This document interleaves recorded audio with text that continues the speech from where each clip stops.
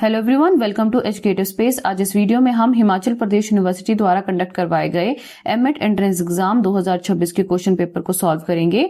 हम पार्ट 1 में ऑलरेडी पहले 25 क्वेश्चन को सॉल्व कर चुके हैं। आज हम नेक्स्ट 25 क्वेश्चन को सॉल्व करेंगे। हमारा जो 26th क्वेश्चन है वो है education and national development was the theme of. शिक्षा और राष्ट्रीय विकास विषय किसका था? ऑप्शन में था Wood's Despatch, Sadler Commission, Hunter Commission या कोठारी कमीशन। तो 26 का जो करेक्ट ऑप्शन है वो है आपके पास option number D, Kothari commission. Kothari commission से आपको लगातार 3 से 4 क्वेश्चन इस पेपर में आए हैं और पिछली बार भी ऐसे ही आए हैं। तो आपने हमेशा ही प्रीवियस ईयर क्वेश्चन को स्टडी करना है, क्योंकि मैक्सिमम पेपर आपको प्रीवियस ईयर क्वेश्चन से ही आता है। नहीं तो 50 से ऊपर क्वेश्चन इसमें रिपीट हुए हैं पेपर में, या तो डायरेक्टली या तो indirectly. Next question is 27। National policy on education 1986 emphasised. Option में था operation black board, downward filtration theory, orientalism या आपके पास प्राइवेटाइजेशन ओनली। तो 27 का जो करेक्ट ऑप्शन है वो है option number A, that is operation black board. Next question is 28। The revised national policy on education 1992 mainly focus on. संशोधित राष्ट्रीय शिक्षा नीति मुख्य रूप से किस पर केंद्रित थी? ऑप्शन में था structural changes, program of action, evolution of exam या इंग्लिश मीडियम ओनली। तो 28 का जो करेक्ट ऑप्शन है वो है option number B, that is program of action. इसका दूसरा नाम ही प्रोग्राम ऑफ एक्शन था। नेक्स्ट क्वेश्चन आता है हमारे पास question number 29। Lord Curzon is associated with. Lord Curzon किससे संबंधित थे? ऑप्शन में था हमारे पास Indian university act 1904, chartered act, RTE act और कोठारी कमीशन। तो 29 का जो करेक्ट ऑप्शन है वो है option number A, that is Indian university act. Next question आता है question number 30। The Indian university act 1904 aimed to. भारतीय विश्वविद्यालय अधिनियम का उद्देश्य था। ऑप्शन में था increase autonomy, strengthen government control over universities, introduce vocational education और प्रमोट वुमेन एजुकेशन। तो 30 का जो करेक्ट ऑप्शन है वो था आपके पास option number B, that is strengthen government control over universities. Next question is 31। Who is known as the father of modern educational psychology? आधुनिक शैक्षिक मनोविज्ञान के जनक के रूप में किसे जाना जाता है? ऑप्शन में था स्किनर, थॉर्नडाइक, पेवलोव या वॉटसन। तो 31 का जो करेक्ट ऑप्शन है दैट इज थॉर्नडाइक। उन्हें ही मॉडर्न एजुकेशन साइकोलॉजी का फादर बोला जाता है।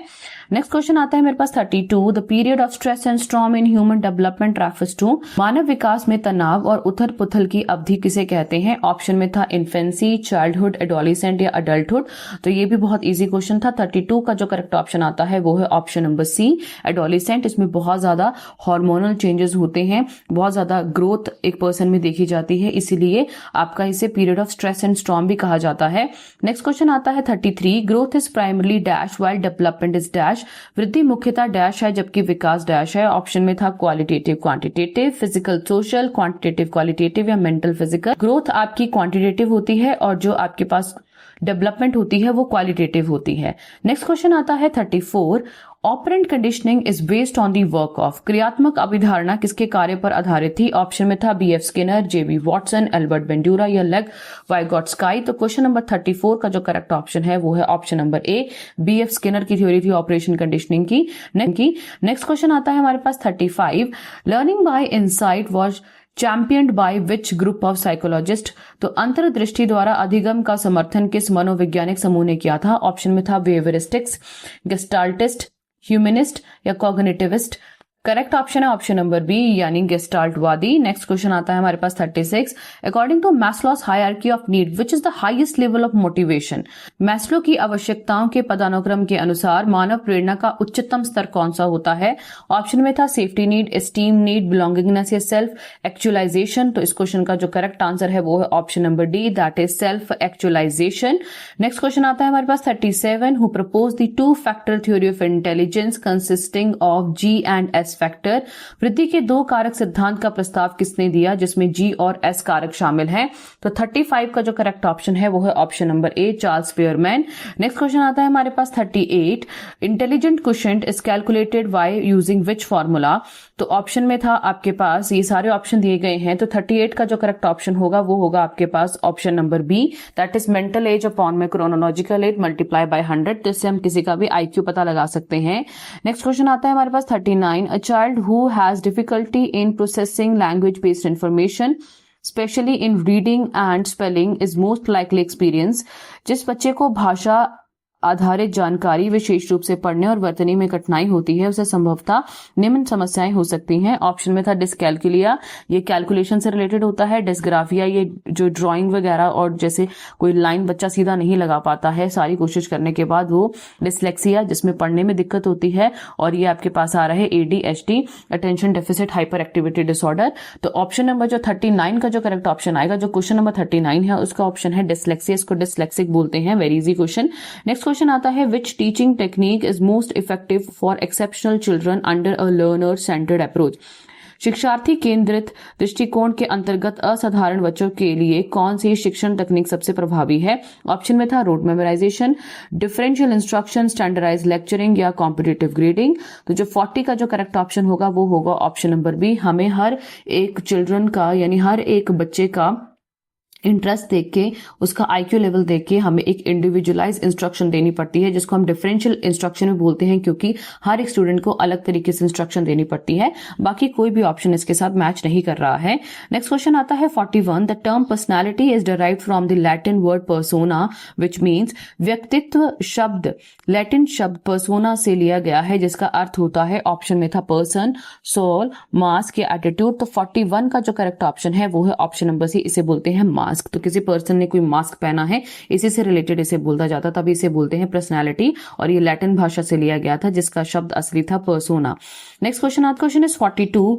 Which method of assessing personality involve the subject responding to ambiguous stimuli such as ink blots? तो जो ink blots टेस्ट है ये पर्सनालिटी को असेस करने के लिए किया जाता है। पिछली बार यही क्वेश्चन आया था कि जो पर्सनालिटी को असेस करने के लिए कौन सा टेस्ट किया जाता है।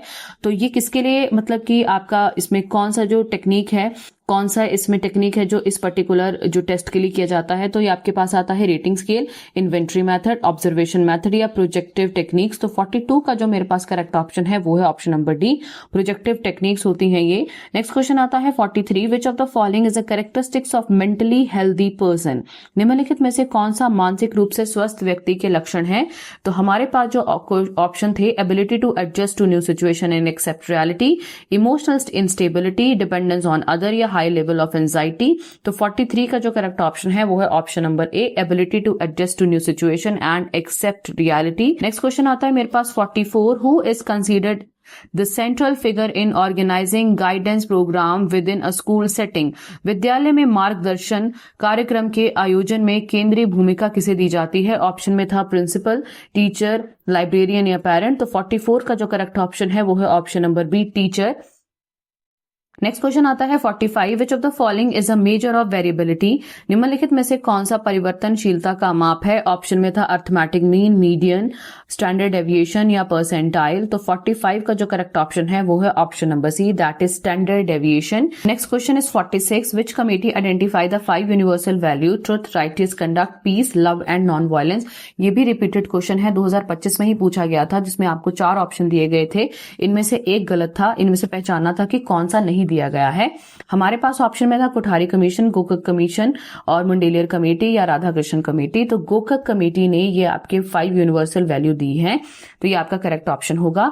नेक्स्ट क्वेश्चन आता है हमारे पास 47। Value derived from the fundamental right and directive principle in the Indian constitution are known as. भारतीय संविधान में निहित मौलिक अधिकारों और निर्देशक सिद्धांतों के व्युत्पन्न मूल्यों को क्या कहा जाता है। ऑप्शन में था religious value, constitutional value, spiritual value, cultural value. तो 47 का जो आपके पास क्वेश्चन ऑप्शन रहेगा वो होगा option number B, that is constitutional values. Next question आता है 48। Which value is considered a sub value of peace. शांति का उपमूल्य किसे माना जाता है। ऑप्शन में था सेल्फ डिसिप्लिन, कंपैशन, हाइजीन या एक्यूरेसी। तो क्वेश्चन नंबर 48 का जो करेक्ट ऑप्शन बनेगा वो बनेगा सेल्फ डिसिप्लिन। नेक्स्ट क्वेश्चन आता है 49। The scope of environmental education includes. पर्यावरण शिक्षा के दायरे में क्या शामिल है। ऑप्शन में था only biological aspects, only physical aspect, biological, physical, social and cultural aspects, only legal aspect. तो 49 का जो आपके पास करेक्ट ऑप्शन होगा वो होगा ऑप्शन नंबर सी, जिसमें बायोलॉजिकल एस्पेक्ट हो गए, फिजिकल हो गए, सोशल होगी और कल्चरल एस्पेक्ट, वो सारे के सारे इन्वॉल्व होंगे। नेक्स्ट क्वेश्चन आता है हमारे पास 50, which pollutant is primary responsible for the green house effect? Very easy question. Green house प्रभाव के लिए मुख्य रूप से कौन सा प्रदूषक जिम्मेदार है? ऑप्शन में था nitrogen, carbon dioxide, sulphur dioxide या कार्बन मोनोऑक्साइड। तो ऑप्शन नंबर बी, जो 50 का बी आंसर है, वो रहेगा।